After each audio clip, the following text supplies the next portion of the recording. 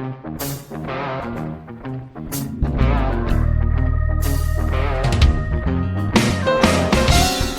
folks, welcome to The Tangent. This week we're interviewing Stephanie Gray Connors about her book, My Body for You, a pro-life message for a post-Roe world.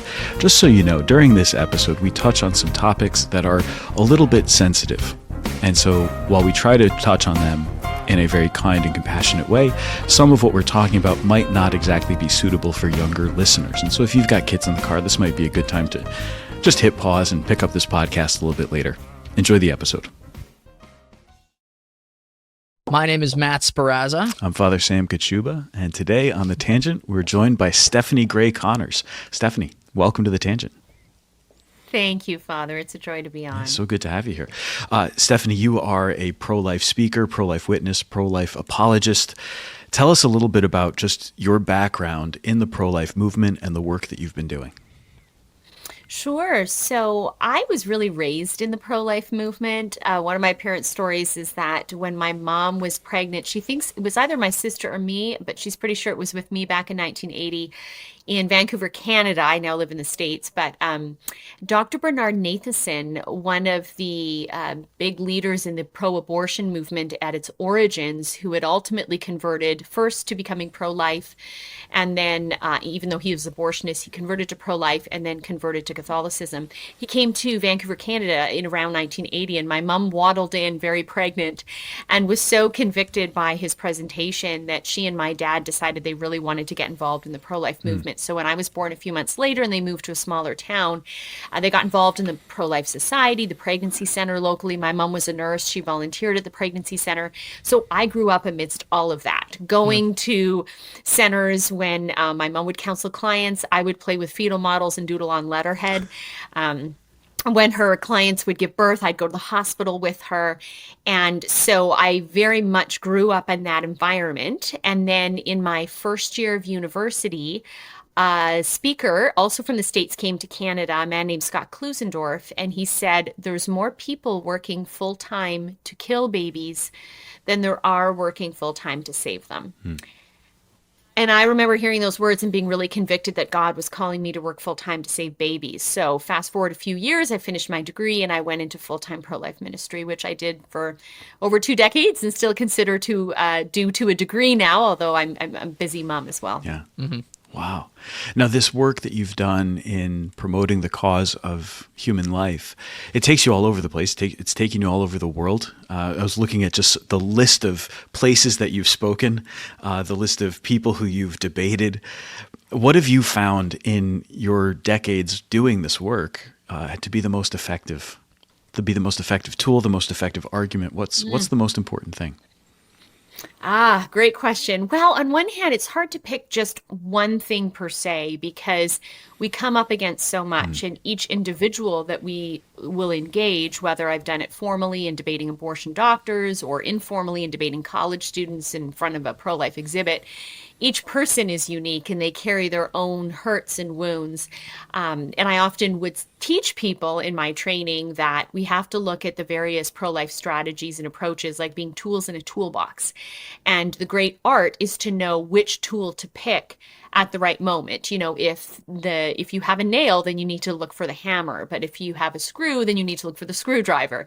So I would say overall, as an apologist in the realm of education, I think the most compelling angle to come from overall is to make the case for the human personhood of the preborn child in order to establish their equality with the rest of us. And the idea behind that is we want to tap into the intuition the average person has that it's wrong to kill you or me and themselves.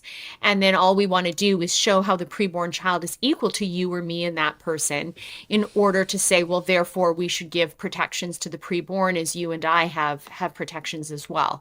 But as you engage in conversation, there's multiple layers that will become apparent and that you'll have to address as well.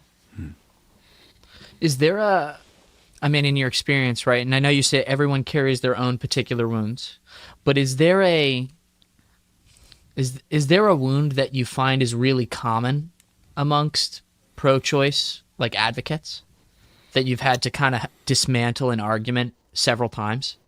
I mean, for sure, what I sense is the common wound is complicity with abortion. And sometimes Right. that is directly having had an abortion. Um, Obviously, with the abortion doctors I've debated, it's having a lifetime and decades of committing Right. abortions.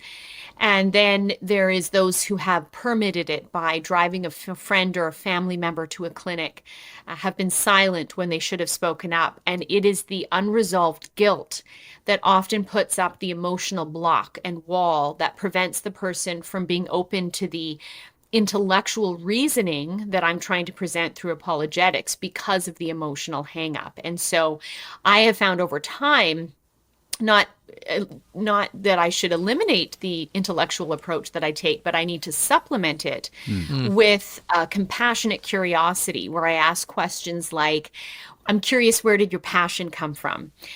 Do you know anyone who's had an abortion? What has their experience been? And it's those more open-ended questions that then may cause them to share the personal experience that then puts more insight into why there's resistance and then gives an opportunity to try to minister to them if there's any sense on my part that they could feel open to some degree of regret, trying to address that, or even if they don't appear to then share stories of people I know who do regret their abortions and have since, found healing, and use them as an example, hoping that by telling their story down the road, it could help this person if they're ever more open to, repentance and healing. So your ministry then, and your advocacy for life and for babies, it sounds like you've always taken a more personal approach to really try to connect with the people that you're speaking to. So it's not just about scoring points in a debate, even though you've debated. It's not just about giving a lecture, even though you've given very intellectual talks and tried to lay out the case really clearly. There's also that sense of each person individually comes bringing their own circumstances. So we can both say what's true. We can hold to that truth. We can recognize these things as being real, and we can still meet someone with compassion and with kindness. Absolutely, because yes, we need to win an argument, but at the end of the day, we want to win the person. And so if you win the argument in a way in which you're snarky or dismissive, then if the person gets turned off of you, then they're not likely to ultimately be won over. So it really is this balancing act between holding firm to our convictions and not watering them down just when we face resistance, while at the same time showing the other person we care for them like we care for preborn children. And that was why I mean, very much it was the Holy Spirit, but many years ago, before one of my scheduled debates, I felt a conviction that I should reach out to my debate opponent and ask them if they were open to doing coffee before the debate itself. And I said the one rule would be that we can't discuss abortion at coffee because that's what the debate is for. And the purpose of the coffee, I would suggest, is to get to know each other as people and build an atmosphere of mutual respect for each other. And I was very intentional about my words because I hate it when people say, oh, I respect your views. Because if someone's views are like immoral and totally a mess, you're not going to respect that. Yeah. But You should not respect their views. But everyone is made in God's image, and God desperately desires the conversion of those who are pushing an abortion rights agenda. And so I can respect them as a person, as an image bearer of God. And so remarkably, ever since I began that practice many years ago, all of my debate opponents have agreed to it, to having coffee. And on a few occasions, the times they didn't was just because of a scheduling conflict. And so that has meant I've sat down with abortion doctors when they've come from work to then enter into the debate. And they have revealed to me remarkable stories and experiences and insights from their life, which shows their human side, even though what they do is so animalistic and brutal. I think that's a great openness to have, to being willing to engage the person, even though what they do is wrong, even though we know that there's a problem with that. I've recently come across these little videos. Matt, what are they called on social media when it's like the really short video? A reel? A reel, thank you. I don't know. No, I'm sorry. I'm sorry. I'm like you, Father. I am like, But I've seen these reels, and Father, you're all over social media. It's going to destroy Matt forever now. Yeah, but I don't actually have to cultivate any of that. It's just, it's just there. You're in charge of putting it all out there. I guess that's my job. Yeah. Yeah, it's literally your job. Okay. Anyway, so I've seen these reels where it'll be somebody holding a microphone standing on a college campus, and they're talking, and they've basically got another microphone set up, and the whole idea is just for the two people to shout at each other. Or to disagree, and it's such a short video that you can't really see if there was any fuller context to the conversation that they were having. But very often, from whatever side of the issue, the two people who are speaking are only able to really shout talking points at each other. So there's nothing deeper, and there's definitely no personal connection. Now, this is off with you name the cause, it's out there, and a lot of it's kind of like trying to gotcha, that kind of stuff, but. It strikes me as not being especially effective, and yet there are tons of these videos out there. So maybe if we're just talking pro-life work, what do you find is effective and what is not effective? Because it seems to me that if there's something that's just like forcing arguments and we're just filming it for content, that's not really worth it. It's not really doing anything. It's not making any difference. But in your work and in the things that you've been doing, what is truly effective and what is truly ineffective so that we can abandon it if it's not really working? Right. Great questions. Because, and I think what's important about those questions of what's, effective, what's ineffective is at the end of the day, we want to do things which change minds and save lives. We don't want to do something to make ourselves feel good, because just acting towards justice, even if it doesn't actually accomplish justice, may give us a sense that, oh, I'm good and I'm doing something great. But if we're not achieving the end result, then we have to say, whoa, wait a minute, this is actually about transforming society and building Christ's kingdom here on earth. So we should be continually constructively critical about what we do, making sure it's bearing fruit, and the most effective fruit we can at least discern with the information that we have at the time. I can say from my experience, professionally over 20 years, a major kind of outreach activity I did was taking pro-life displays to college campuses. And it involved the controversial approach of abortion victim photography. And some people say, well, abortion pictures should never be used. Other people say they should always be used. And like I mentioned earlier about tools in a toolbox, we need to look at them as tools. And they're very powerful tools. But like any tool, if you have the screwdriver, if you have a hammer, you need to know how to use it well. And the more powerful the tool, then the more strategic your approach needs to be. And so when we would take these pictures to college campuses, we would always ensure that our team of people working with us were very well trained in pro-life apologetics, so that it wasn't just a flash and dash per se, but we were then going to dive deep with the person that we were speaking with. We would ask them, what do you think about abortion? So instead of proclaiming our position and getting on a soapbox, we would try to draw out of that person immediately what their view was, which they would very quickly offer the average person. I'm pro-choice. Yeah. Sometimes I believe abortion is needed. Why are you pro-choice? How did you come to that conclusion? In what circumstances do you think abortion's okay?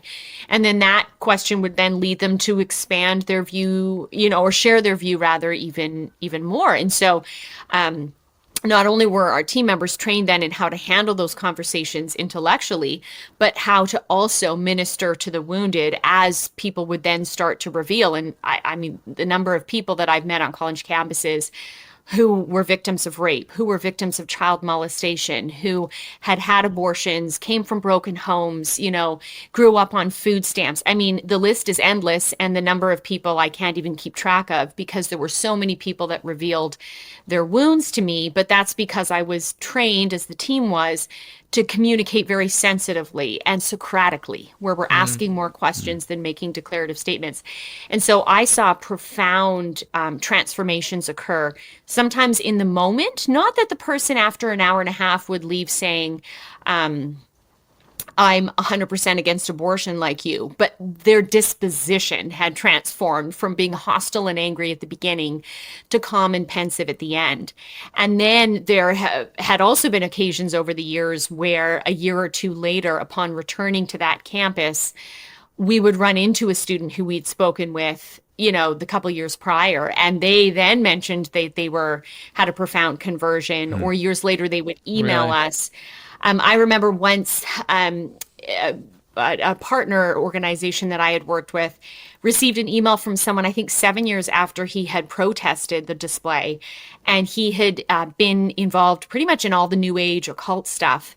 And then had this, and so he was just so angry. And he even was an escort slash death escort. He would go to abortion clinics and kind of quickly funnel women past pro-life protesters into the abortion clinic so they wouldn't hear a pro-life message and change their mind. So he was very angry when the exhibit came, but like years later, he contacted the group and expressed that he had had this massive conversion, first to pro-life, then to Catholicism, even had to have like many exorcisms even over objects that he'd had in his home because he had been so entrenched into the occult. So I just remember being blown away by a story like that. Like, you never know as you interact with someone how the Lord can work over the years, and then every now and then you get a glimpse. So maybe with that sensitivity, this would be just a good spot for us to pause for a second and remind everybody listening that the church is unambiguously pro-life and supportive of babies and life, especially preborn children. And we believe in the dignity of every human life. We also believe in the dignity of every single woman and of every woman who is pregnant and dealing with a crisis pregnancy or with some uncertainty. And we certainly want to be sensitive to those women. We also believe in the dignity and the beautiful gift of life, that even women who have had abortions, they deserve that same dignity and that love. And I know very often from experience as a priest, man, I can tell you the weight that many women carry, and men too, for years and years and years. It's a genuine suffering that they carry. And so just to be sensitive to that and compassionate to that, I think it's good for us to just put that out there. And actually, I'm going to come back to that with you later, Stephanie, because I have another question for you, but that's for later in the interview. But for right now, I think Quit teasing us. Yeah, Father. I'm sorry, but just to put that out there, I think it's really important. Now, you've written this book, My Body for You, a pro-life message for a post-Roe world. You can get it through Emmaus Road Publishing, and in this, you're giving both your advice for what to do since the overturning of Roe v. Wade, and how people who are working to uphold and protect the dignity of human life and to promote the cause of life and to bring abortion to an end can, after the Roe v. Wade decision by the Supreme Court, or the overturning rather, in Dobbs, how they can best approach this cause. But you also have some very powerful personal stories in here. That I think is an incredibly important piece. You know, Matt and I'm a priest. Matt is a married man and a father. Here's my sense, and maybe I'm wrong. You can tell me if I'm wrong, but my sense is that there's always something a little different when he or I is going to speak about abortion and the dignity of life. There's always something that will get thrown back especially at me, I think, more so than Matt. Matt at least has a wife and a kid. But something will always get thrown back at me, which is, you have no idea. You couldn't possibly know. Because experience is so important, legitimately important. Obviously, we know that experience is not the only important thing, but there is something to that. And so what I really appreciate about your book here is that you not only speak to the plain facts and the truth, but you also share your own story. So tell me a little bit about how your own experience as a woman, as somebody who's working in the pro-life movement, as a wife and as a mother, has impacted your work. Yes, for sure. Well, with the Dobbs decision coming out in 2022, at that point, I was a new mom. I got married later in life when I was 40, and was very blessed to get pregnant right away. And then sadly, my husband and I lost our first child, Lila, to miscarriage. And then we got pregnant with my now two-year-old daughter, Violet. And she was about, I think, 7 or 8 months when the Dobbs decision came out. And I remember thinking that although I had these 2 decades of experience intellectually arguing why abortion is wrong and responding to abortion supporters, that there was a whole new insight I felt I had as a mother, having experienced pregnancy loss, carrying to term. And then subsequently, as I started then to write a book that would draw on both the intellectual experience I've had now with you could say, relational, emotional, lived experience, practical experience of becoming a wife and mother, that I wanted to put that in a book. And over the time of writing the book, I subsequently had 3 more miscarriages. And having experienced pregnancy and pregnancy loss, as well as motherhood in general, its joys as well as challenges, I felt that gave me some new insights that I didn't have when debating abortion supporters before. And it's not that, as you've alluded to, Father, we must have experience in something to be able to make a solid case for or against something.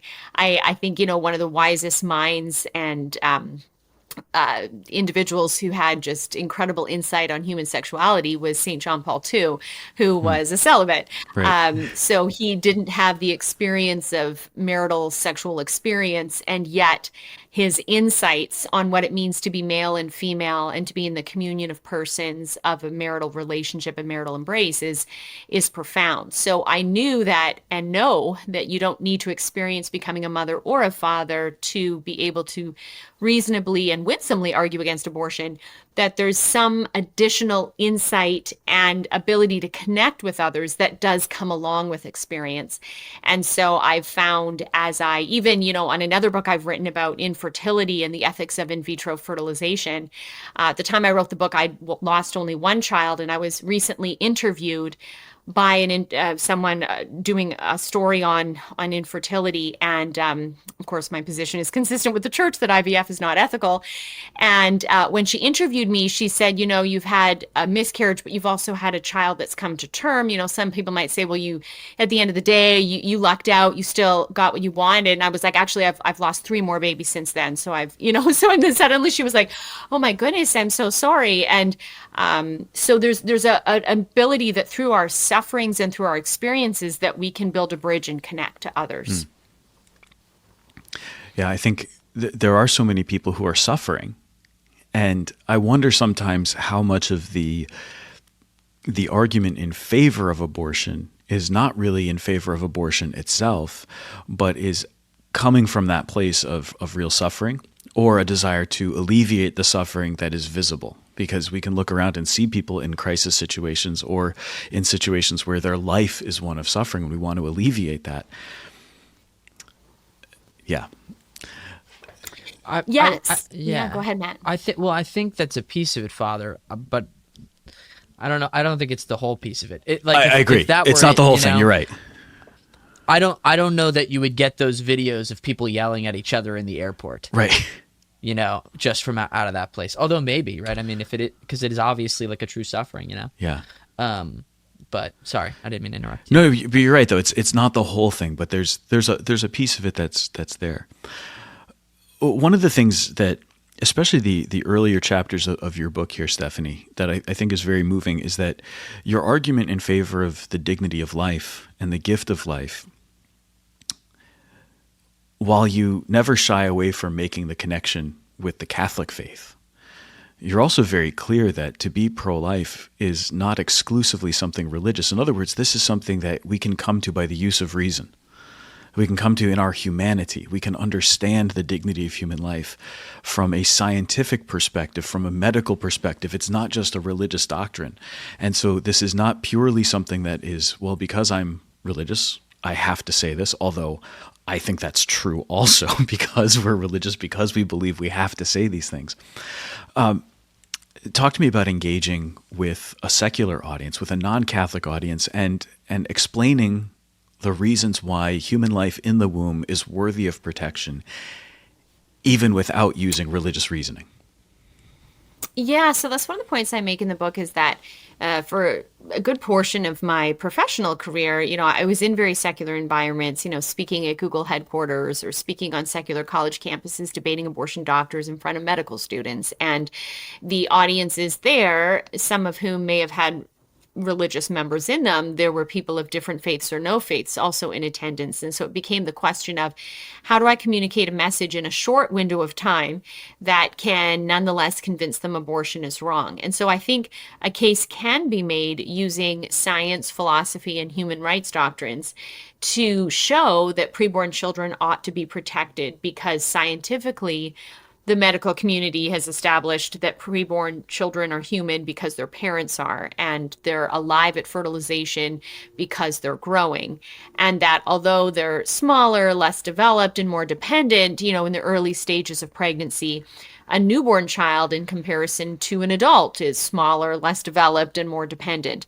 So when we compare one human to another, we see functional differences or form differences. But what's consistent between one human and another is their nature or identity as being members of the human family, being alive and growing and so forth. So same with philosophically, people sometimes argue that preborn children are human, but not persons. And they want to distinguish those two things. So they would say, well, a human is what you are biologically. Fine, I will concede the embryo is that. It's kind of hard not to concede that these days. But they will say, but philosophically, the embryo, even if human, is not a person, and therefore abortion is justified because they don't have that legal protection. And so then we need to ask questions like, well, how do you define a person? And where does that definition come from? And why should I believe that definition over a definition which says all members of the human family are persons by virtue of being a human being? So if you look historically at human rights violations, you've got the Holocaust, you've got women being denied the right to vote, you have Black people being enslaved. And at each of these times, the group that's considered inferior was acknowledged to be a human, but not a person. They were somehow inferior to the other individuals. So women inferior to men, Blacks inferior to whites, Jews inferior to Aryans. Even if they're genetically human, the argument was they're not a person. And we look back at that and say, oh my goodness, that was wrong. Right. Your personhood shouldn't have been based on what the powerful in society said. It shouldn't have been based on your skin color, your sex, or your ethnicity or religion. It should have been based on your membership in the human family. So that's kind of the philosophical angle you can come from. And then looking to human rights doctrines, after the Holocaust, the United Nations, which is often, understood, sadly, rightly so, today as being very pro-abortion, in its origins, in its beginnings, it actually has some very profoundly pro-life statements in its declaration. So its Universal Declaration of Human Rights, which came on the heels of the Holocaust, said everyone has a right to life, and everyone is defined in the preamble as all members of the human family. So we need to simply show someone, if you believe in that document, then if I prove scientifically that preborn children are members of the human family, then according to that document, they have the right to life. There's another document the UN has adopted called the Covenant on Civil and Political Rights. And it talks about a variety of things, including countries where the death penalty is legal. And it says in countries where the death penalty is allowed, it may never be done on a pregnant woman. And when I discovered that, I was blown away. I was like, oh my gosh, this is a profound admission by the United Nations, because whether someone supports or opposes the death penalty, the debate there often hinges on how do we treat the guilty? Should the guilty of certain crimes, be given death as a sentence? But both sides of that debate have unity on something, and that's how we treat the innocent. And we all agree that we should never directly and intentionally kill the innocent, even if we debate about how we should treat the guilty. So the fact that a woman who's not pregnant could be in a country, commit a crime that's worthy of the death penalty, and get the death penalty, whereas in that same country, having committed the same crime, a pregnant woman would not get the death penalty, is an admission that in the body of the pregnant woman is something that's not in the body of the non-pregnant woman. And that is, in the body of the pregnant woman is an innocent party, the preborn child. So even though both women are guilty of crimes, the same crime, one of those women have an innocent child in her body, and we all agree we shouldn't directly and intentionally kill the innocent. So by using human rights doctrines like that, we can appeal to people's sense of equality and fairness, how we ought to treat the innocent, and tap into that and say, therefore we ought to be, Yeah. morally concerned about the legality and widespread permissibility of abortion. Having said that, and of course we'll unpack it more, as time has gone on, I've seen the need to really evangelize society and incorporate a more overt faith-based message. Hence the book My Body for You, which draws on paralleling the Eucharist with pregnancy and choosing life. So let's talk a little bit about the Eucharist there. Since you've brought it up, that was going to be a question in a second, but let's talk about it now, because I think you very powerfully bring the Eucharist and motherhood together, and on a spiritual level for Catholics, this might not be an instinctive thing to do. So, talk a little bit about the Eucharist, motherhood, and how they parallel one another. Sure. Well, I was starting to have insights on the parallel between these, but it was a very particular experience that drove home this idea for me when my daughter was about 6 months old. My husband and I were at Mass, and she was starting to fuss, and he was holding her, and I breastfed on demand. So I thought, okay, well, this will calm her. So he passed her to me, and I sat down, and I started to feed her. And so as I'm looking at her little face, suckling on my breast, I'm listening to the Mass continue. And at that very moment, as I'm looking at her and she's just latched to me, we're at the part of the Mass of the consecration. And so Father says, as he lifts the bread, take and eat. This is my body given for you. As I am looking at my child literally consuming me. And I just felt such a strong conviction that there was a profound message here of Christ's witness of self-sacrificing love and of the greatest love of laying down his life for us, that is reflected and mirrored in motherhood as well as fatherhood, but a total laying down of our lives. And I realized that I believe, the most powerful words and messages we can convey are the words of God himself. And so I started to think about ways that communicating this is my body given for you could be reflected in the pro-life messaging when it comes to pregnancy and why abortion is wrong. And especially in the post-Dobbs world, it was just a couple months later, post-Roe, post-Dobbs, where the Dobbs decision came out and Roe was overturned. And what did we hear in the news time and time again from abortion supporters in reaction to the Supreme Court? My body, my choice. My body, my choice. And it was this very self-interested, self-absorbed mantra. And I thought, actually, the response we need to give to that statement and slogan is actually, no, my body for you. That the greatest love that we can demonstrate for another is to lay down our lives. And we honor Christ who did that for us by paying it forward and doing it for others, such as our children. It's interesting because the sense of heroic motherhood or heroic fatherhood, any parent who sacrifices himself for their child, it's so widely accepted, and not just accepted, but expected even. Like we expect parents to make sacrifices for their children, and when they don't make sacrifices for their children, we tend to think of parents who are like that as not being especially good parents, as being selfish or even neglectful parents. So the most natural thing is that parents would want to make that sacrifice for their children. I wonder sometimes if the "my body, my choice" chants, if that's really, I wonder. I don't have no evidence. I have no even anecdotal suggestions about this, but I really wonder, how sincere can that be? When every woman who I've ever met who's been in a struggle, in a situation of pregnancy where they're afraid or where there's something else, it's not so much my body, my choice. It's what do I do? And there's a sense of they want to be protected themselves. But they're also looking for. They have some sense of what is happening right now in their body. That there is another life that is present there, and they want to protect it. If anything, my experience would always be that it's women who are in situations where they feel they have no other option that look to abortion, and that feel like they're completely backed into a corner.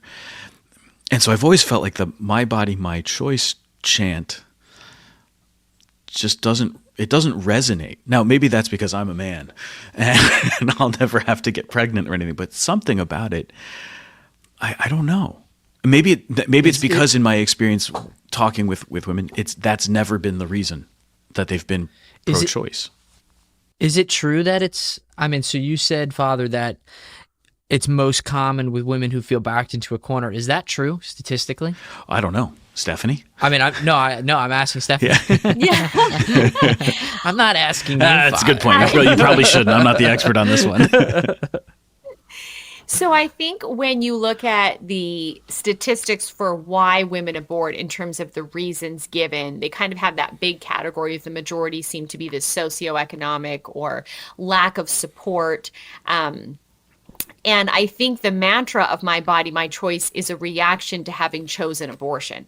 Because once you've made that decision, it is so painful to come to terms with what you've done that then there becomes a justification. So even if it's not my body, my choice in the moment, it might be, oh, I had a hookup and I don't even know, or I had multiple hookups. I don't even know which guy's the father, and I don't want any of them to be the father of my child. I want to be tied down to any of those guys, or if it's, conception as a result of rape, or, someone was in a good relationship, got pregnant, and then when they told their partner, the boyfriend or the husband, or, was like, no, I don't want this baby, whatever the motivations are for feeling distress in the moment that could then influence them to choose abortion.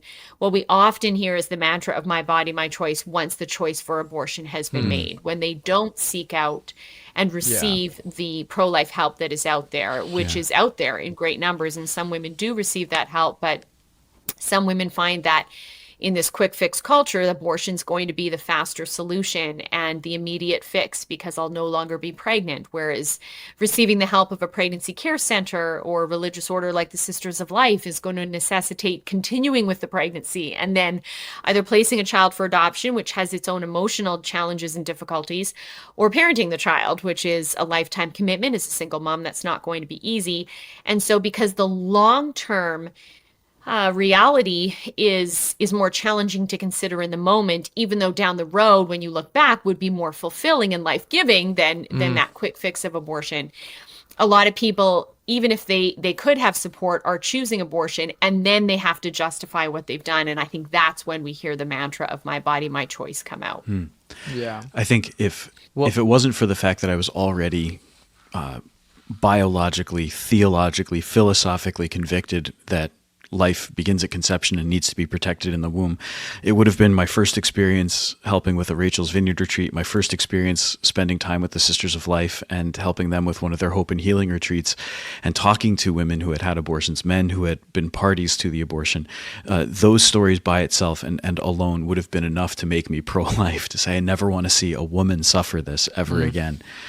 Because the pain that they carry it's so real, and as a priest, you sit there feeling completely helpless because all you're there to do is bring them mercy and God's gift of forgiveness, and you want to build them up with life, and to hear from them the utter pain that they've been carrying for so long, and then the sense that God can never forgive me. Like this fear that they're able to articulate, that this is what's kept them away from the church for so long. And, there I am as like the church's minister. And all I want to do is bring them back. and there's this fear that they carry. That's enough for me to say, I just never want anybody to experience this because I see how painful it is. And I've seen it firsthand too many times. Yeah, the distress and anguish that a post-abortive woman or man goes through is profound. It is so deep because it goes against our human nature. I remember even in my study of historical human rights violations, the Holocaust, and then in comparison to the more recent Rwandan genocide, which happened in the 90s, I remember someone once remarking that with the Holocaust, it was typically strangers killing strangers, and that was still evil and terrible, but they typically didn't know their victims. And what made an element of the Rwandan genocide even more horrific than that was that it was often family members killing family members. It was neighbors killing neighbors, former colleagues killing people they had worked with. And it was the relationships that were established that then being so brutally broken through murder that felt even worse because you expected more from the person that you knew and that had conveyed at one point. They loved and cared for you. And so I think that's why it is just so heartbreaking for women and men to come to terms with having facilitated the abortion of their own child or their grandchild or a friend's child, is the realization of, I was supposed to be a steward. I was supposed to be a nurturer. I was supposed to be mother. I was supposed to be friend. That was my role. And what I did was just so opposite of that. Now, again, as we know from the scriptures, where sin increases, grace abounds all the more. That even God himself could look at Peter, who denied Christ in his moment of greatest need, and then not only forgive him, but transform him and say, hey, I'm going to make you the rock on which I build my church. Goes to show how much God forgives and has mercy and trusts and transforms us. But it's not easy to come to terms with what we've done, even though God wants to draw great good out of even the darkest things we've done.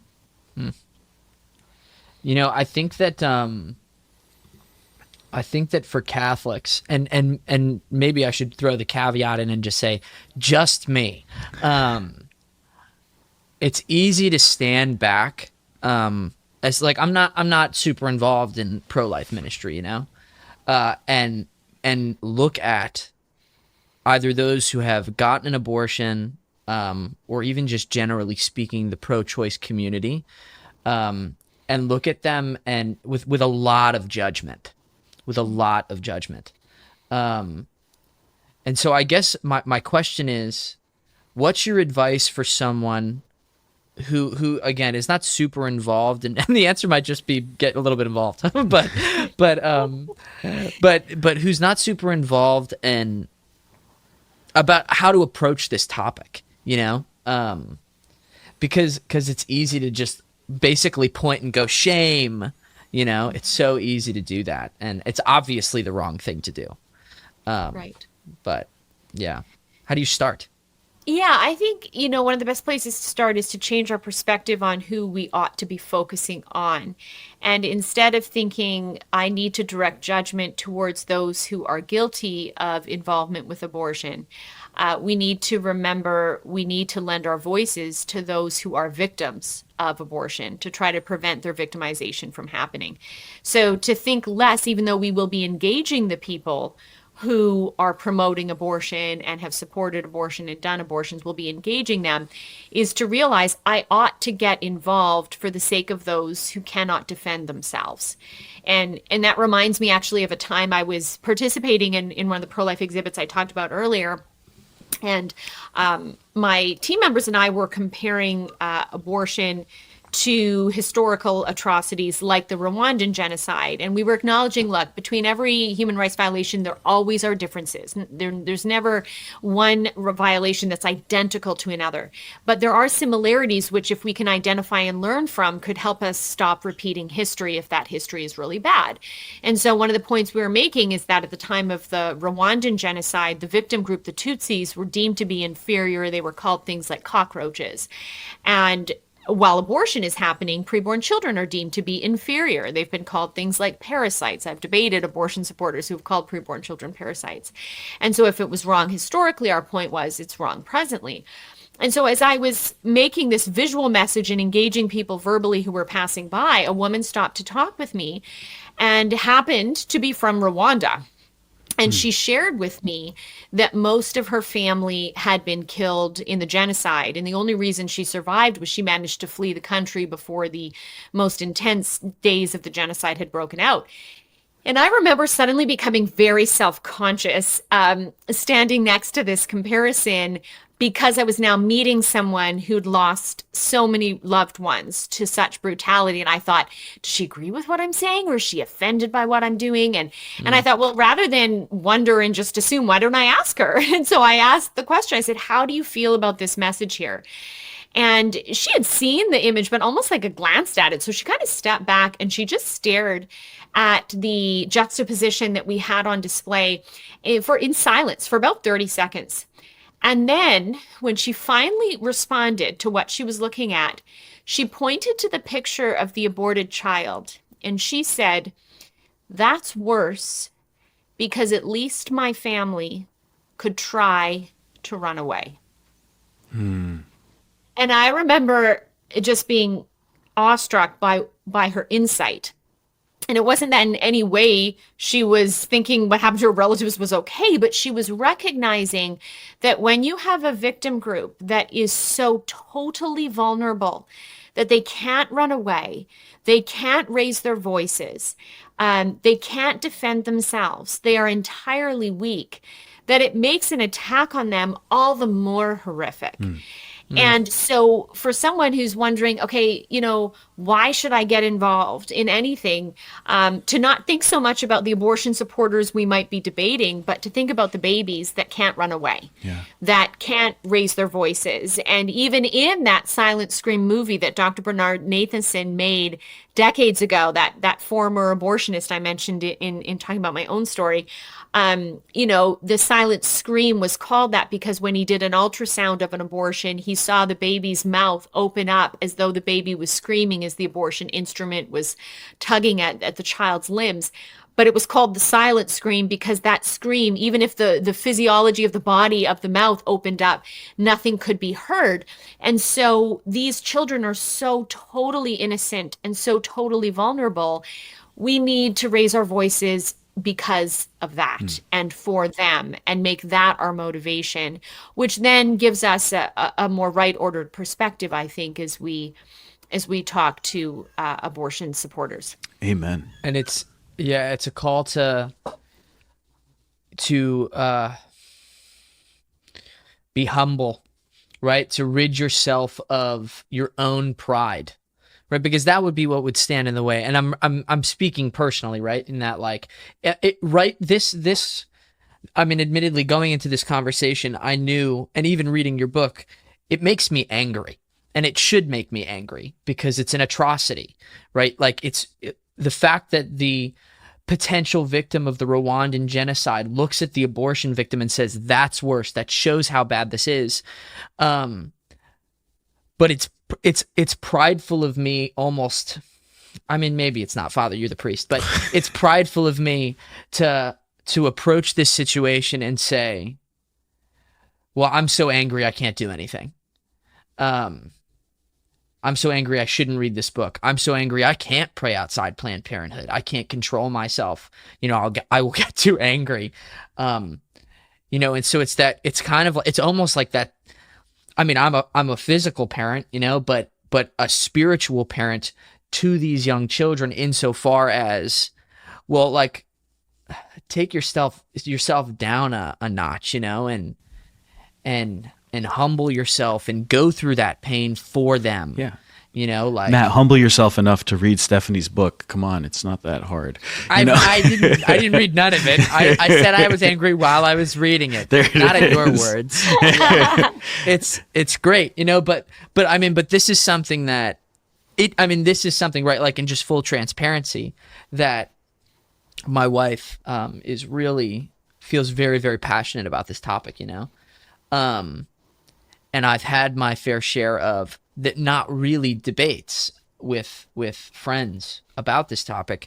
It just ends with me either getting too loud and raising my voice or storming out of the room because I can't believe it, And it's like, well, maybe take that time to say, well, why do you feel passionate about this? And meet them where they're at for their kids' sake, right? Even if they're not willing to meet their, do it for their kids' sake. You should do it, I should do it. You're already doing it, So yeah, that's just something that really strikes me, that it's like a call to humility. Is that a baby we hear crying behind you? Yeah, I was going to say, I'm like, since we're pre-recording and we could probably please, yeah. My husband has not noticed on the monitor that our daughter woke up, and I'll tell you what, go take care of that. Like, this is a pro-life podcast. Go take care of your baby. Yeah. I'm like, this crying in the background might be helpful for what you're talking about. Well, it's funny that it came up right as you talked about the silent scream. So go take care of the scream. I think it's perfect. This is happening in real time, folks. Sorry, it's the real thing. Sorry. No, do it. Please go. That's great. Father, I feel like only more of a dad in the fact that I also didn't notice. I was like, I heard it, and I was like, I don't know if that's happening. And then I was like, Matt definitely has no idea. Matt has No clue. absolutely no idea. One of the most amazing No things clue. to me, and was I was at Malta House in Norwalk once, and for our listeners, Malta House is a place where women who are in crisis pregnancy can go and have a safe place to live, get their education, have their baby, raise their child, and just get a leg up on getting themselves started. It's a beautiful place, one of the most powerful ministries that we've got. We'll link to Malta House also in the show notes so that you can support their great mission. But I was at Malta House once, and I was talking with a group of the moms, and the babies were off in the nursery, and almost all of them were down for a nap. And at one point, one baby cried, and I watched all the heads just kind of snap towards the nursery. And so all the moms are looking over there. And then with one voice, these women identified which baby it was and whose baby it was. It was like, it was the coolest thing that they all knew, not just their own baby's cry, but each other's baby's cries. It was the coolest thing. Right. And so they just, whichever mom it was, got up and she went and took care of the baby. And it was beautiful. I love that Stephanie had to go check on the baby. I think that's so Father, perfect. I got to tell you, I thought that story was going to go like this. I was at Malta House once, and the babies were in the nursery, and one baby cried, and then 15 seconds later, all the babies cried. That's where I No, thought it's that was going. nothing like that. But hey, Stephanie, welcome back. Hi. So do we want to speak to what happened in case people hear that crying and they're like, Oh, we didn't stop recording at all. We just went right through it. I think it's we great. just plowed right through. oh, you guys talked. Okay, awesome. Well, I'm back. yeah. Hi, everyone. It's so authentic. I mean, it's great. All right, Stephanie, one thing that I was thinking about here is, as you make the argument, and not argument, I don't want to say it, because argument I think too often sounds like, I mean, it is an argument, but too often when we use the word, it sounds like something negative and confrontational, and that's not what you're doing. At no point, by the way, in this, do I have the sense that you're the kind of person who's confrontational. Rather, as it says here, Stephanie Gray Connors is a uniquely wise and winsome voice, and I agree with what Lila Rose says there on the cover of your book. But you talk about encountering... She's a dear friend. Oh, really? I have her to thank for my husband. She set us No up. kidding. So I'm the world's Awesome. worst matchmaker. The one time I attempted to set up a friend for a date with somebody, it was two mutual friends of mine, and I said, one of them said, do you think that she'd be interested? And I said, oh, you should definitely ask her out. I put in a good word with her. She agreed to go on a date with him. And a couple months later, she called me, and we were sitting down to have coffee together. And I said, so did you guys ever go out? She goes, yeah, he should be a priest.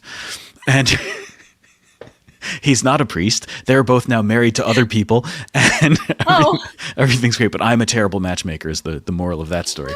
That's it. I was hoping that they both went into the Yeah, religious no. life. I've never had that luck either.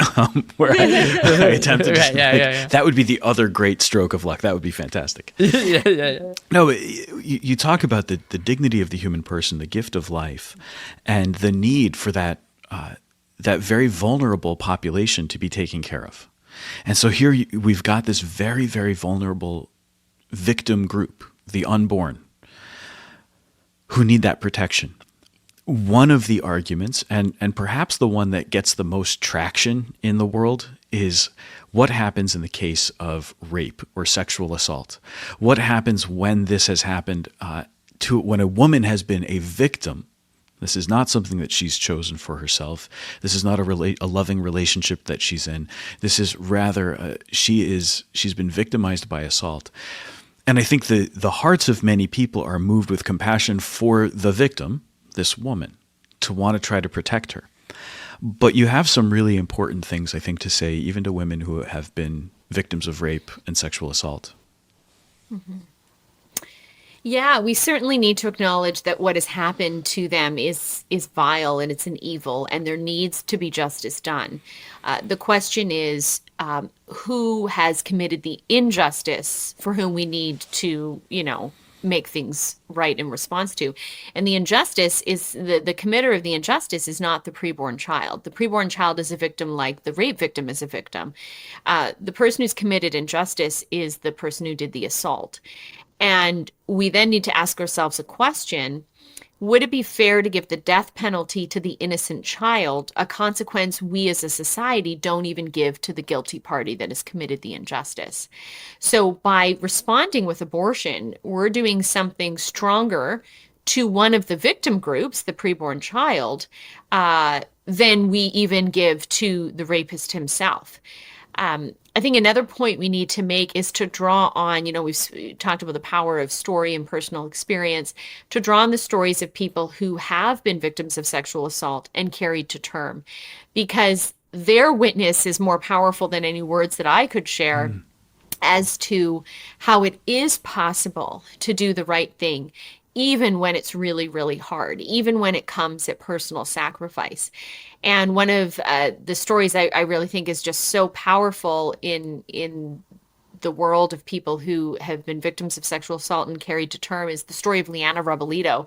She's a pro-life speaker I met when we both spoke in Guatemala together. And when she gave her presentation, she spoke in Spanish. And when I gave mine, I spoke in English, and I had an interpreter for the audience. So I didn't understand her whole talk because I didn't speak Spanish. And it was only when we were taken back to the hotel that evening and we decided to eat dinner together and get to know each other as fellow speakers that we shared our different stories with each other. And she shared with me that she had been raped at the age of 12, got pregnant, and when she went to the hospital, the doctors offered her an abortion. And remarkably, at that tender age, she had the wherewithal to ask the doctor if having an abortion would take away all the feelings she had that she was dirty, no matter how many times she showered. Would having an abortion take away the nightmares that she was experiencing? And so the doctor had to honestly answer that technically an abortion wouldn't do that. And in one of her interviews, Liana said, then I just didn't see the point. She said, all I knew was there was a life in me that needed me and I needed her. And so she decided to carry through with that pregnancy.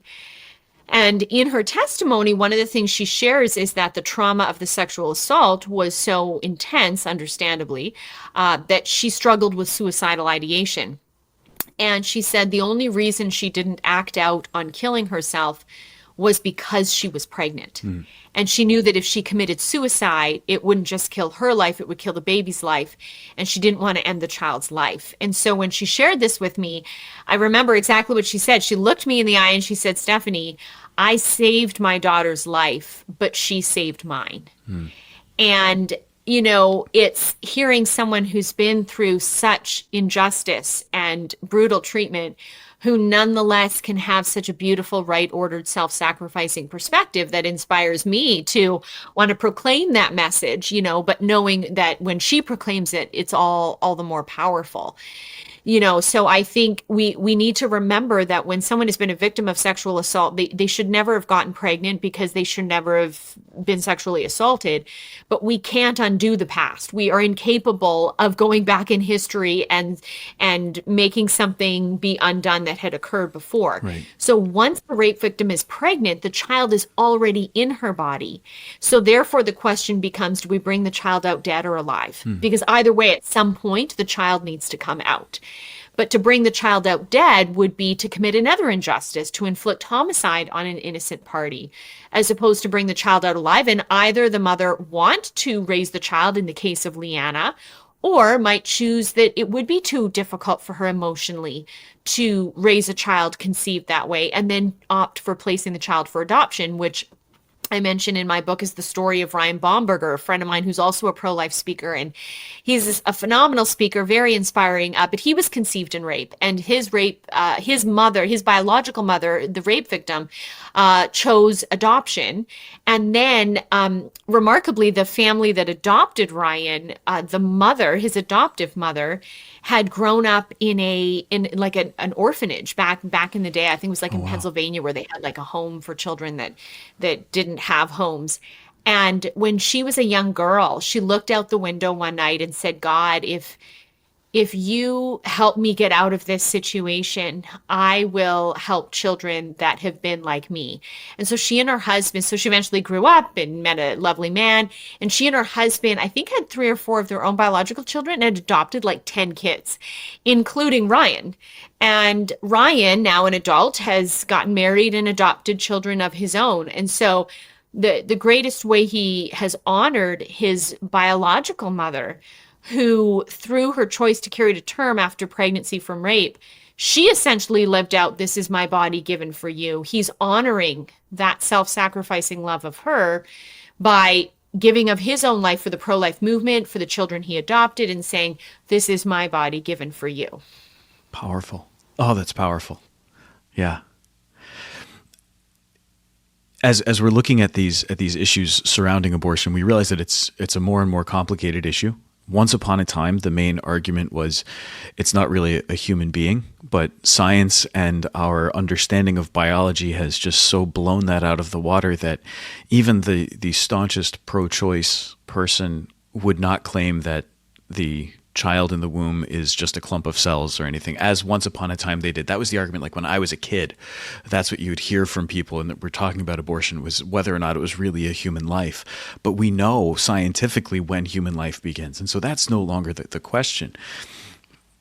But now, given the constellation of issues that face women, that face unborn babies, very often one of the pieces that's sort of missing from the discussion, and I think often we see this more and more in society, missing in society, is the father, the place of the man as father. And so as you look out at the pro-life cause and at the world at large, what do you see as the need from men, from fathers? Absolutely, that men step up into the fatherhood that they're ultimately meant to live out. And that's one of the points I raise in the book, is that each of us at our highest level of maturity as human beings are called to maternity or paternity. We're called to be mothers or fathers. That may be spiritual, as in the case of you, Father, or biological, as in the case of Matt.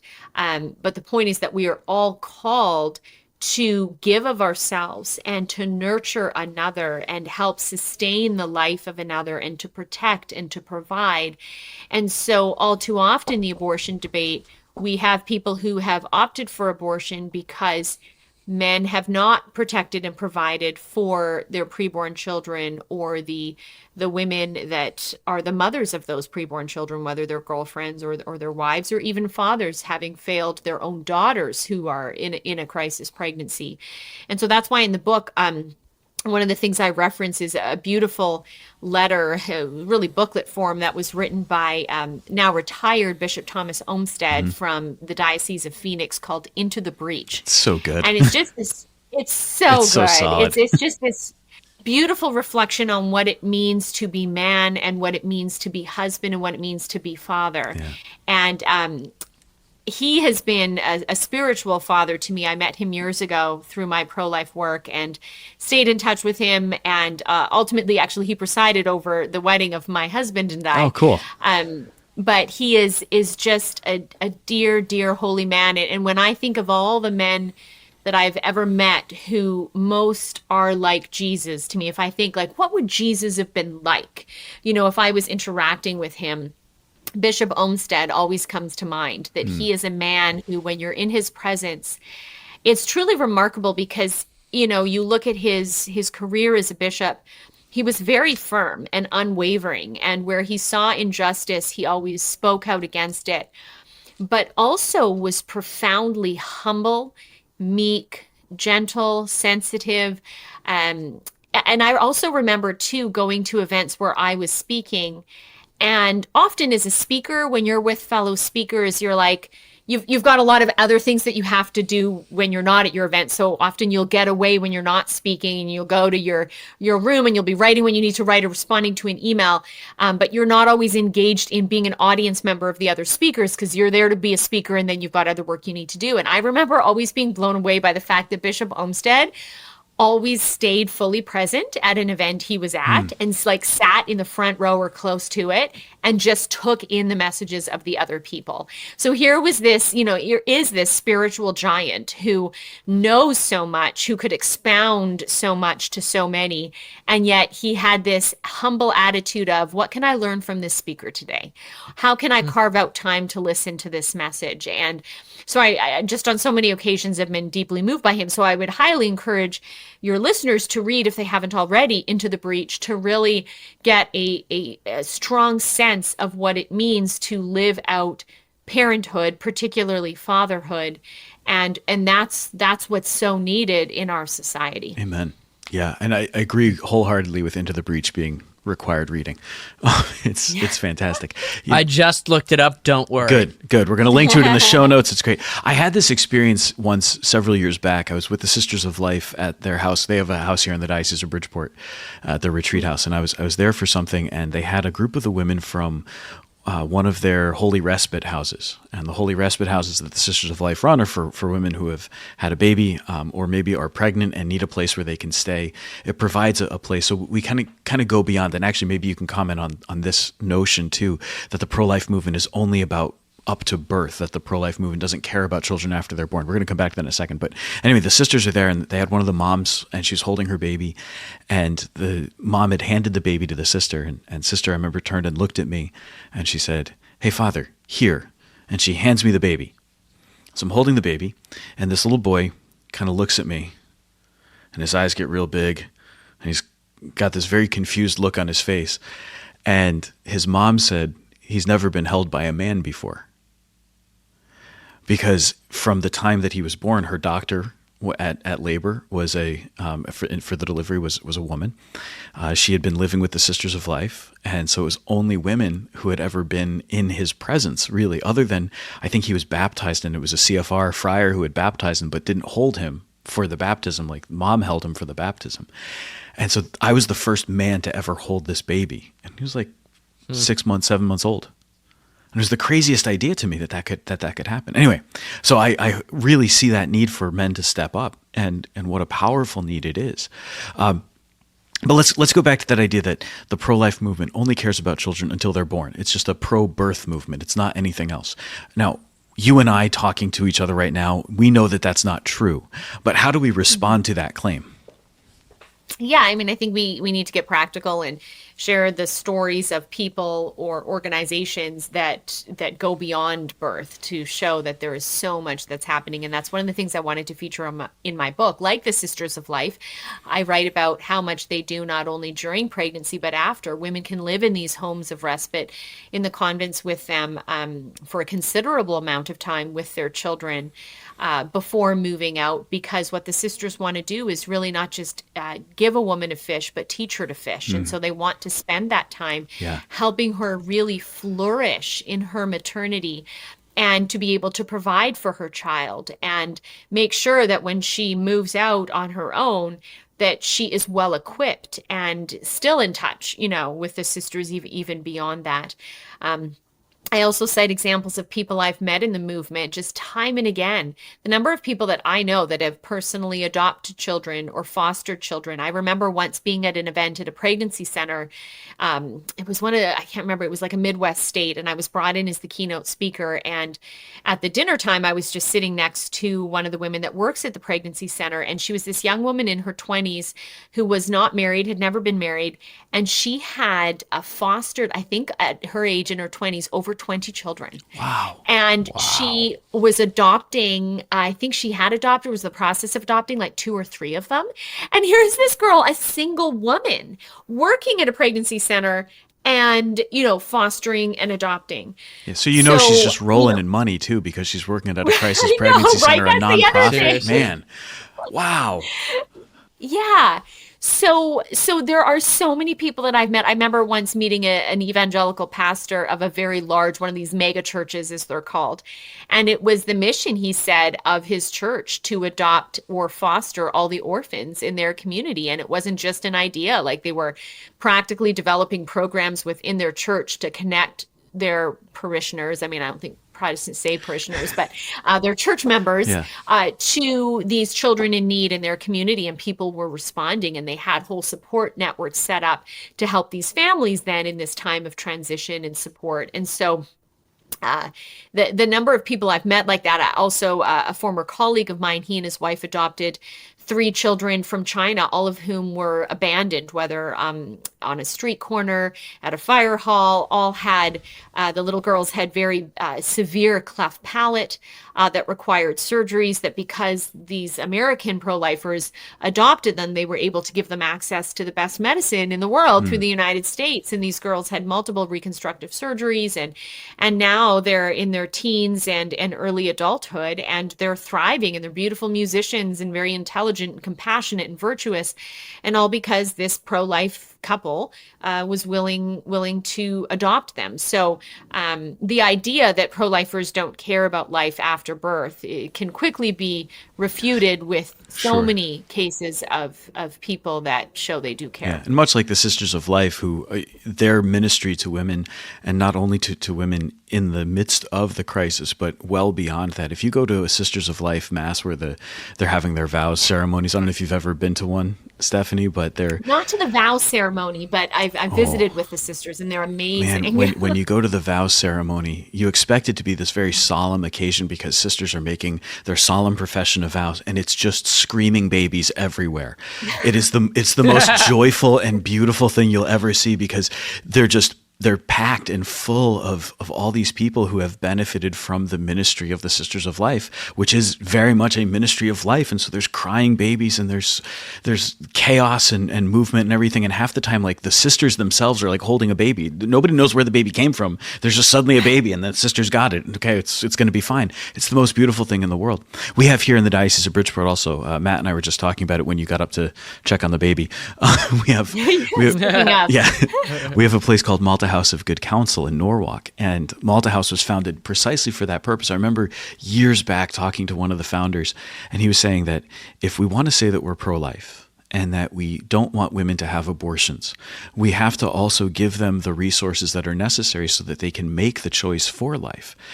And so many of these women, the reason that they choose abortion is not because they actually want it. It's because they don't believe that they have anything else to offer. So they give them a place to stay. They give them the chance to further their education. They give them life coaching and job skills. They help them to get jobs. They help them to find housing. They help them to navigate this whole world where so many of them have lived in poverty or in abusive situations for most of their lives that they've never actually been cared for. And when they're provided with the environment that says, we care about you as women, we care about you as mothers, we care about your babies, we want you to succeed and thrive, it's incredible what they can do. And so many of those women have gone on to college, and actually just 2 years ago they had their first Malta House baby who graduated from college. Oh, wow. Yeah. Beautiful. And so many of those moms never went to college themselves, didn't even have a GED in some cases, and now like one of the very first babies from Malta House has made it all the way through college. It's such a beautiful thing to realize that Malta has been part of this kid's life for his entire life. And I Right. think that's such a key thing. And how the cycle was broken, because if these women had had abortions, would they have been as motivated to go to school? I mean, that's what the line everyone always gives. Oh, I need the abortion so I can pursue my education and get a good career.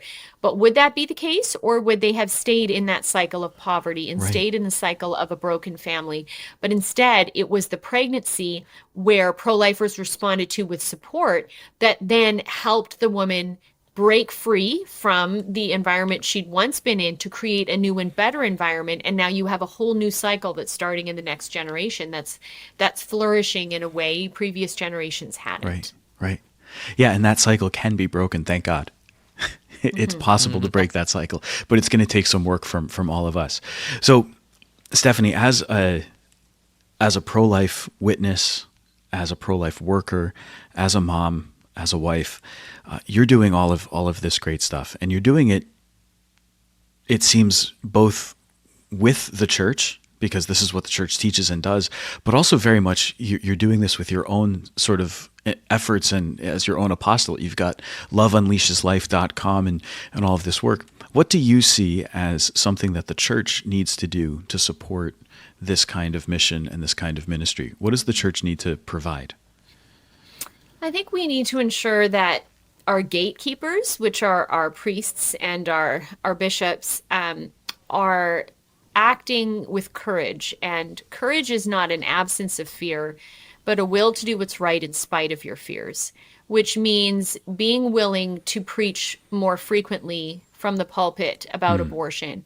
And you can do so sensitively, as you know, Father. Yeah. It is sometimes people are so afraid that people will react poorly to a pro-life homily that they remain Yeah. silent. But the third option is people in large numbers won't react poorly if you communicate well. Okay. There will still always be Yeah. someone. Okay, I yes, want to Father, go interrupt you there ahead. because I'm sorry. I don't want to interrupt you, but you're anticipating actually a question that I had. So let me jump into that because you're right onto this, and I think it's great. Normally we'd go off in tangents off topic. You're like bringing in topics before I'm even ready for them. This is so exciting. I love it. Okay. So I want you to just analyze my reasoning and tell me where I'm wrong and tell me where I'm right. I'm not sure if I'm right at all. I might be entirely wrong. You can tell me that. That's okay. We'll still have you back on the show at some point or something. All right. So as a priest, I'm thinking as I'm preparing my homilies about who I'm preaching to and what mass I have this weekend, for example. And if I'm looking out there, I'm seeing where people sit. I'm seeing certain places, certain seats, certain families. I'm thinking about the age of the kids. And so I want to try to say something that's age appropriate without provoking a conversation that the parents aren't ready to have with their kid. I say to people all the time, my mother still hasn't forgiven Mike Tyson because when I was a little kid, he was convicted of rape. And I saw the headlines, and that's when I asked my mother what rape was. And so she still hasn't forgiven him for that. Now, of course, that wasn't a church context, of course, so I didn't have to do anything like that. But here's the big question. All right, if I'm preparing a homily and I want to preach this, I want to make sure that I'm sensitive to just the ages of the people who are involved. And so that makes it hard to speak about abortion in explicit terms. That can make it hard to talk about the conditions that surround abortion and the reasons why a woman might feel that she needs to make that choice, or the suffering that she's gone through, the trauma that she's gone through. I might also be very aware of the fact that there are women who have had abortions who are in my congregation. There are men who have participated in abortions in my congregation. And I want them to be aware of God's mercy and love for them. And I start thinking about all the caveats that I want to put in the disclaimers before I say anything, that I want to be sensitive to this, and I don't condemn you, and you're loved and you have a place here. And I start thinking through all of that stuff, and I go, by the time I get through all the caveats, all the disclaimers, and all like the lead-ins, am I going to have any time left to say anything? So first of all, maybe I just have to get over that and be willing to give a slightly longer homily, just like this is a slightly longer question. But do you see, like, this is the calculus that a priest has to do. Now, in the situations when I've had to come, but the other part is, like, abortion doesn't come up in the cycle of readings, right? Not easily, at least. There's certainly places where it's very clear we're talking about the dignity of human life. We're clearly talking about the dignity of the person and what justice requires. And so we can speak to what the church teaches about justice. And the first justice is the right to life. All Catholic social justice teaching is founded on that fundamental thing, right? But with all of that, like, these are the interior debates that a priest has. So am I right to be debating that way? And at what point do I have to say, we're just pulling out the stops and we're going for it, confident that God's going to do this the right way? Yeah, I think it's normal and natural to have all those questions and concerns. And instead of being like, and therefore because I have them, it's just impossible to do it right, it instead be, okay, God, so what is your amazing solution to this challenge? And getting into adoration, God, being like, please okay, make it God, an amazing solution for me. with this week's readings, do you want me to speak to this issue and tie it in somehow? Like, even if you think if it's the reading of the woman caught in adultery, that that reading about mercy and that Jesus, didn't stone her and in fact said he was without sin, cast the first stone, could be an opportunity to talk about post-abortion healing and women who are caught not in adultery but having had abortions. And we can use the term abortion and speak about it generally enough that people know what we're talking about without maybe young children being particularly troubled by it. There's also the balancing act. There's a certain age of a child in church where things will go over their head Right. anyways, or the parents can give a very simple explanation in response. And then an age of the child where actually they have a strong sense of justice. So even like I think about I once heard a pro-lifer talk about the age of 9 being a very pivotal age in child development, where when children learn things at that age, because of the strong sense of justice they have, it can be profoundly influential in their whole future. And I think of my friend Lila Rose, who we spoke of, who's a phenomenal pro-life witness.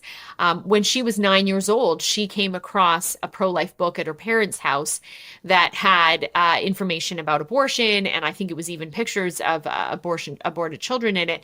And she was deeply moved by that book and asked her parents about it, and that was the turning point for her being convicted Yeah. and doing things about abortion in her life. And I even think of, because I grew up in the movement, at very young ages, I knew what abortion was because of my parents' involvement.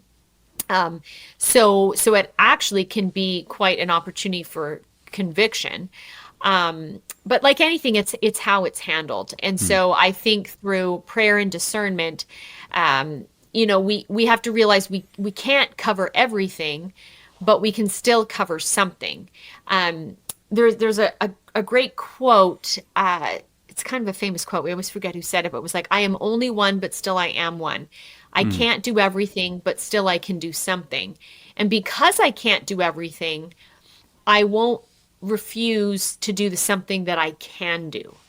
And it's that last statement, right? It's like, I can't do it all, but all the more then I shouldn't stop from what I'm actually capable of doing. So this realization of I can't say it all, I can't address it all, should cause us to say, but all the more that little bit I can address, that little glimmer of truth and hope that I can say, I ought to proclaim. Realizing also, as I've said, that in our churches, there are the post-abortive, but all too often the post-abortive are pre-abortive because there's a high rate of repeat abortions. Yeah. That a woman who has not repented, or a man, of their involvement with the first abortion, when they get pregnant again or impregnate someone else again, if they don't have an abortion the second time around, it will cause them to have to admit the first abortion might have been wrong. But that's so painful that it seems easier in the moment to just have another abortion in order to say the first one couldn't have been that bad if I do it again.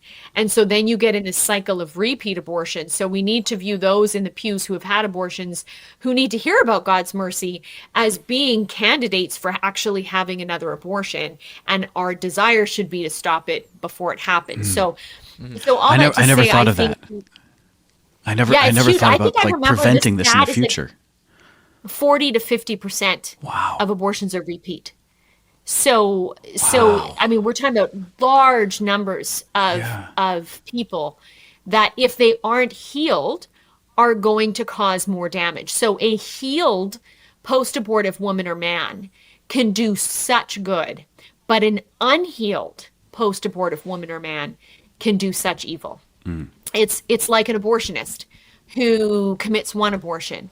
And I will say the abortionists that I've debated have all been old. They all became doctors when abortion was illegal, and they all have told me of what it was like working in hospitals when women presented with the complications from illegal abortions, feet of small bowel hanging out of their vaginas as a result of just brutal complications and brutal things that were done to them. And so these abortionists saw that. They weren't abortionists at the time. These doctors saw that. They rightly felt compassion for these women, but then they wrongly responded. And instead of saying, well, what can I do to not only treat them right now, but help women not choose illegal abortion and get support? They said, well, what can I do to make what happened to them happen, quote unquote, more safely? So then they do one abortion, and then you inevitably will feel guilt. But if you are feeling such guilt because a tiny innocent life has died at your hands, that can be so overwhelming that the one thing that you think will make you feel better is to do it again, to say, well, then it couldn't have been bad the first time. And then you do it a third time to justify the first two times, and a fourth time. And so before you know it, you're decades into killing children. And then at that point, to admit what you've done as wrong is so totally overwhelming that you justify and justify and justify. Wow. Wow. Yeah.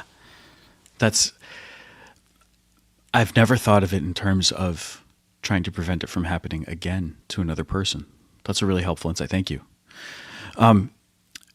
Given your own personal experience with pregnancy loss, something that I think a lot of people are looking for in the life of the church, and many priests feel pretty ill-equipped to handle or to respond to, is precisely the issue of, number one, pregnancy loss, but also the issue of infertility and couples that are struggling who want to have children. This desire for life, this desire for children, and the sadness that comes with either not being able to conceive, or that comes with miscarriage. And sometimes those two things are very much linked, and sometimes they're very separate. But that pain that's so very, very real for people.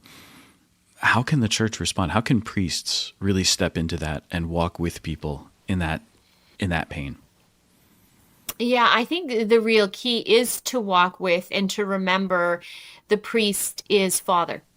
And so to think, what would a good father do? And I see this in my own husband, who I always say is the best husband in the world and the best father in the world. And I mean it sincerely. I say I have married a saint. His name is Joseph, and I have married Saint Joseph.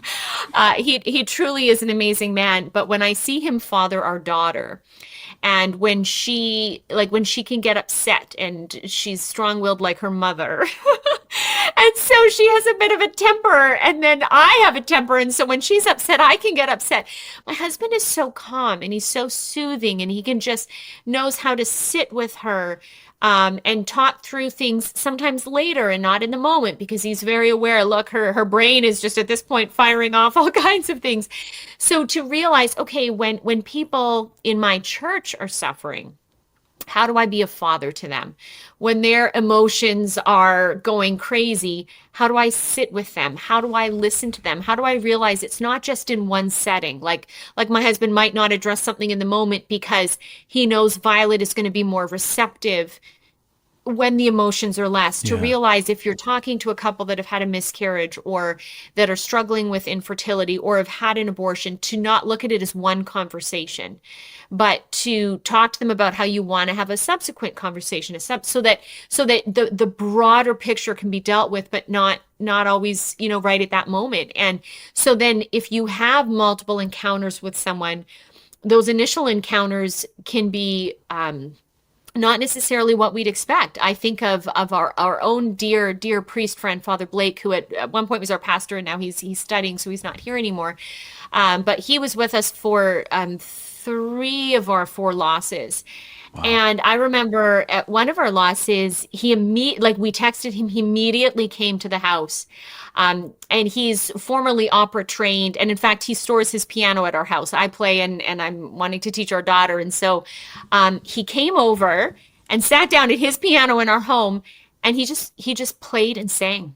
And just, I remember sitting on the couch weeping at the loss of the child that was still in my body that I had yet to pass, and being so nourished and fed by the love of this spiritual father who is giving us the gift of music to just communicate what words could not in that moment. And another one of our losses, he came, and my husband has been so strong. And even though these losses have wounded him deeply, he's wanted to, be strong and put together for me. And I remember when Father Blake came, Father himself just started weeping. He couldn't hold it in. And then my husband did. And it was like the tears of Father Blake are what gave my husband permission to be vulnerable and shed his own tears. So I think for priests who are wondering, how do I respond? It's being with, It's embracing what Pope Francis has spoken of, a culture of encounter, where you're encountering the other where they're at and listening or offering something that's life-giving amidst a difficult time. And to not also be afraid to ask the tough questions. I remember on another occasion, Father said to me, when again, he always would immediately come whenever he learned of these losses, and we had 3 in a row over a period of just under a year. I remember him saying, "What lies is Satan saying to you at this time?" And I remember I was having these various thoughts going through my mind that I didn't even want to voice to my husband. Yeah. But now Father is like, "What lies is Satan saying to you?" And I was like, I can't lie to a priest.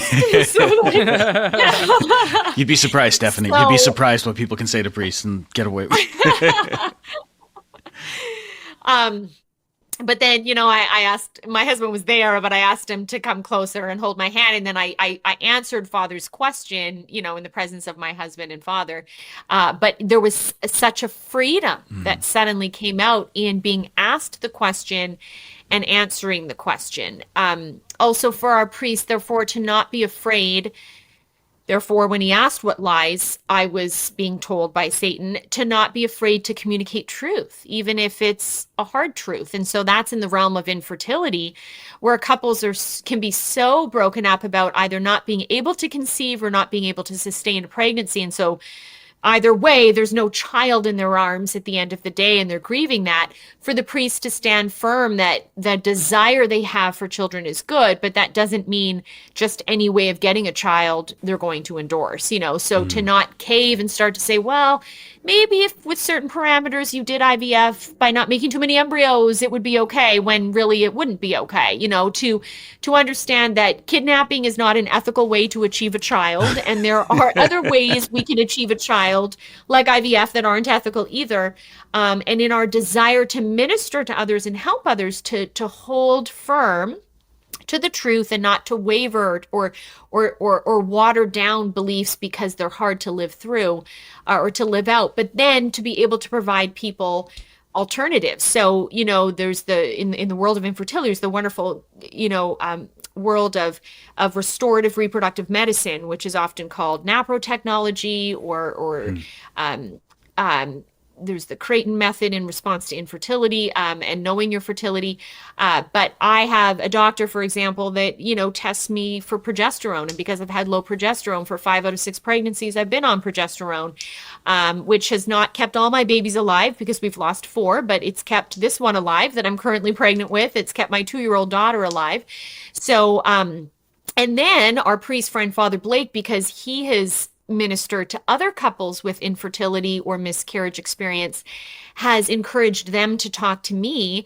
And now I've connected them to my doctor, who's prioritized seeing these other patients. And so now there's other couples that are getting help by someone who's addressing their underlying infertility issue rather than masking it with something like IVF. Yeah. So that's what I'd say. That's great. And I think this is something that's so important to point out, that there are solutions, and there's also the witness of people who, especially in the area of infertility, have come to understand, as much of a cross as it is, they've come to understand something of God's plan for them and a way that they're going to give life in maybe in other ways. And then for those couples who have faced miscarriage, and I mean, I can't count how many I know. I literally could not possibly try to count for you the number of couples who I know who have suffered at least one miscarriage, and just what a burden that is for them. But for them to know that there are others out there, and this I think might be one of the great gifts of, in the midst of a very chaotic world and a lot of things that are wrong and a culture of death and everything, one thing that I've seen a lot of is a much more open conversation surrounding that topic of pregnancy loss. Something that I think a lot of people for decades were afraid to talk about. But now it's something that it's okay to share. It's okay to talk about. It's okay to acknowledge that pain. And it's actually okay to expect that someone would suffer some pain. Whereas before it was, oh, too bad that happened. Let's move on. Let's never talk about this ever again, which doesn't help either. right? Right. But now here we have this, I think, a much better culture where we're able to actually address that. Well, for people to know that they're not alone and that there are people, even right in their own community, especially at church, there's people who have been through this. There are people who are willing to talk about it. There are people who care for you in the midst of that pain.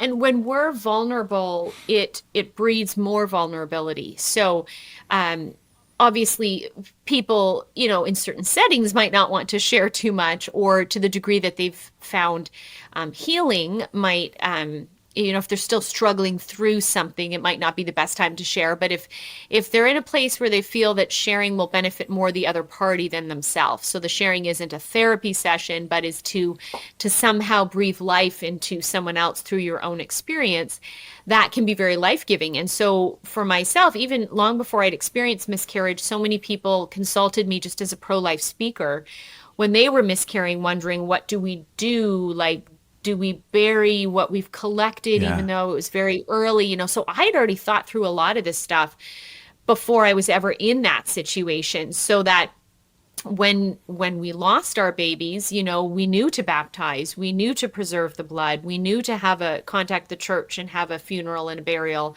We named our babies. We've been very open about our babies, so that I feel like I'm in a healthy place to be able to speak about them. Yeah. So that even down to being at the grocery store, when people will see my toddler, and now that I'm pregnant, will say, "Oh, is this your second baby?" Or before, when it was just my toddler, "Is she your first?" I would always say, "Actually, no, my first is in heaven, then she came along." And the number of people that responded by then telling me that they have children in heaven too. And it's almost like they've said this for the first time to a stranger because the stranger had acknowledged their Yeah. own child. Or when people will say, "Oh, this will be your second," I say, "Actually, no, it's my sixth, but I have four in heaven." And then people will start to share. I mean, one woman even shared with me the loss of a child. Her son died in his 30s. But it was like she felt that she could speak of him because someone else had spoken of their loss. And there was this brief moment of connection and sympathy and concern for the others. So, God works through all things, even our suffering, and especially our suffering. It's good that you point out the idea of naming the child and also burying whatever is there, whatever remains there are. This is something I don't think that we've always done a great job of as a church, but acknowledging that so many people, if they're going to bury remains, it's in their backyard or something. But you're seeing more and more, thank God, there's cemeteries, Catholic cemeteries in particular, that are setting aside a space for children who have died in miscarriage. And I think there's something very powerful about that, to recognize that pain and to give it a place and to give it a dignity. As much as we don't like the idea of putting ourselves through grief, to just recognize that this is a reality and it's something that should be honored. I think that's a tremendous gift that is starting to come slowly. It's the church, so we go slow, but it's Right. starting to happen more and more. Well, absolutely. And as we acknowledge the tragedy of the loss of life from miscarriage, children who have died naturally through no fault of our own, then the effect is we're acknowledging the existence of the child in the womb. So all the more we should be grieving the loss of children killed purposefully through abortion. So even anything we do in response to miscarriage is speaking a message to everyone else also about abortion, that there's loss of life here. Obviously, the loss is very different. As I say, one's natural, one's purposeful, but it's helping get that message out that this is life made in God's image that is worthy of our love, attention, and our sorrow when that life is no more. Amen.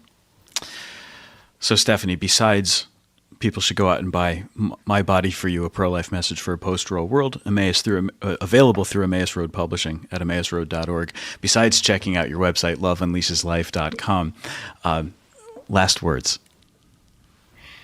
I think for everyone to think about getting more involved locally in their community. I mean, I think since the overturning of Roe v. Wade, we're seeing at a state by state level, the debate is still raging. So the success of the overturning of Roe v. Wade was good, but the battle of that was won, but there's a lot more battles in the war overall. And we're seeing some states increasing their protections for the preborn, but other states like Ohio recently, creating a constitutional amendment to broaden support for and access to abortion.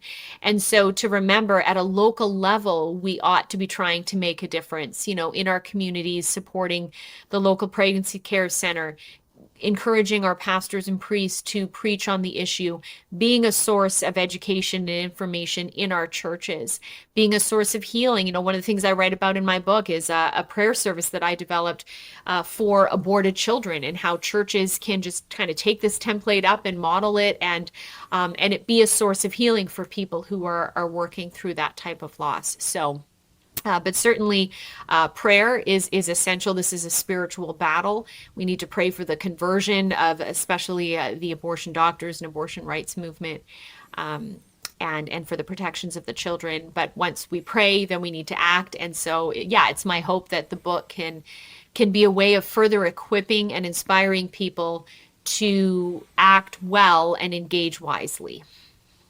Awesome. That's great. Thank you so much for your work, for what you're doing. Thank you for joining us. Yeah, for your contributions here. It's so powerful to read, and great to meet you. Great to be able to talk to you today. Thank you, Stephanie. Thank you. I think she's great. Yeah, this episode was a pleasure. It was, I don't know. I think I've said it before that, I go into every episode and I essentially learn something new every episode. Yeah. But there are certain episodes that kind of move the heart. Very much. Where you actually want to change something. And this was one of those episodes. Yeah. Yeah.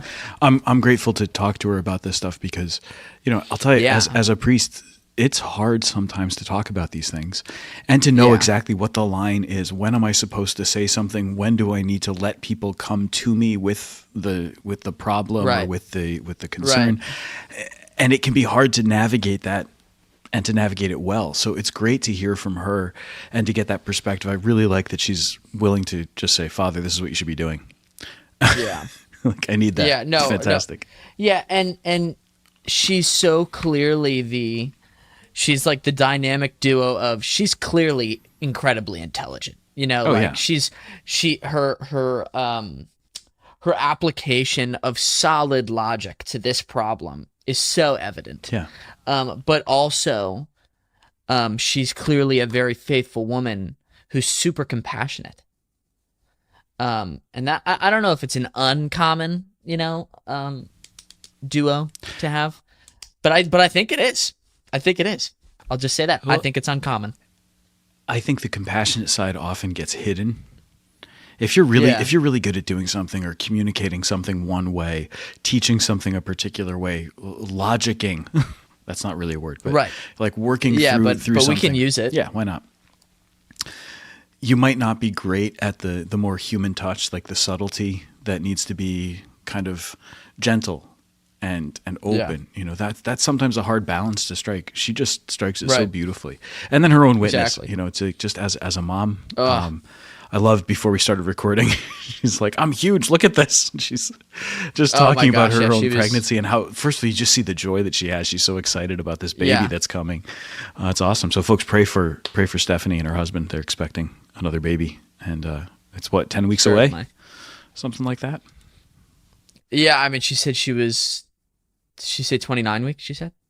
I don't actually know what weeks mean in pregnancy. I need months. I just don't. I can't remember stuff. I can't do math that quickly. Weeks are groupings of 7 days at a time. Thank you. Oh man. Well, anyway, folks can pick up You're her book. Welcome. My Body for You, A Pro-Life Message for a Post-Roe World by Stephanie Gray Connors, published by Emmaus Road. And we've got the link in the show notes. But when you go, did you know that you can get a 15% discount by using the promo code 4U15? That's FORYOU 15 when you go to Emmaus Road Publishing or to the St. Paul Center. Click the link in the show notes below, and you can get your copy of My Body for You, A Pro-Life Message for a Post-Roe World.